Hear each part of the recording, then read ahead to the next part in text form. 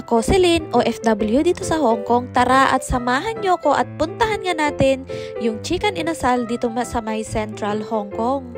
So iibahin ko naman kung saan tayo dadaan, na kung saan ang sabi ng mga kasama ko na taga dito sa lugar na to ay mas madaling puntahan nga yung Sobremesa na restaurant.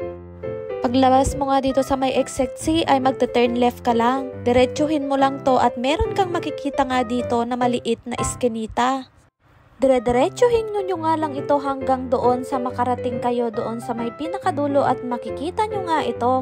Makikita nyo dito ang Decathlon at isa na rin sa makikita nyo dito ay ang Hang Seng Bank at ang American Eagle. Bale, diretsuhin nyo lang po ito hanggang sa makarating nga kayo dito sa may stoplight. At dito nga sa stoplight na to ay tatawid po kayo papunta po doon sa kabila at makikita nyo ulit yung Lululemon. Pagkatapos nga nyan ay lalagpasan nyo yung Lululemon, lalagpasan nyo rin po yung Sasa.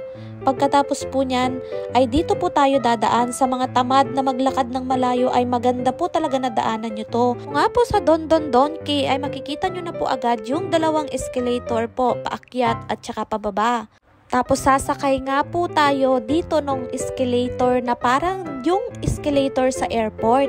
Bale, ito po ay dalawa pong ganito yung inyong sasakyan. Doon po sa pangalawa ay makikita nyo po na meron pong lift na pababa. Paglabas mo nga sa lift ay makikita mo nga agad tong green na to. Ito na po yung sundan nyo. So, dire-diretso lang po kayo. Walang liko. Diretso lang po. So, kapag dito nga kayo dumaan ay pagbaba nyo nga sa lift ay diretso lang po kayo hanggang sa makita nyo po itong Graham Street po. Ito po yung makikita nyo. Meron din kayong Shama. Makikita nyo po yan. Pero wag po kayong liliko. Diretso lang po kayo ng diretso. Pagkatapos po nyan, ang isa pong palatandaan ay makikita nyo po yung 7-Eleven. Dito po, etong 7-Eleven po na to, yung pinakamabilis para makita nyo po kung saang kanto po dapat kayo liliko papunta po doon sa Sobremesa.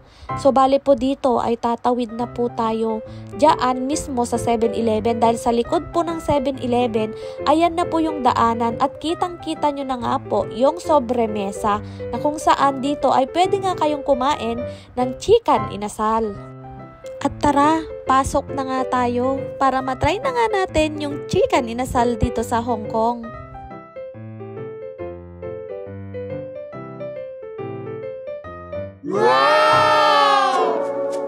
Sobrang ganda nga rin ng design ng restaurant. Kahit hindi ko pa nga natitikman yung Chicken Inasal ay alam ko na masarap ito.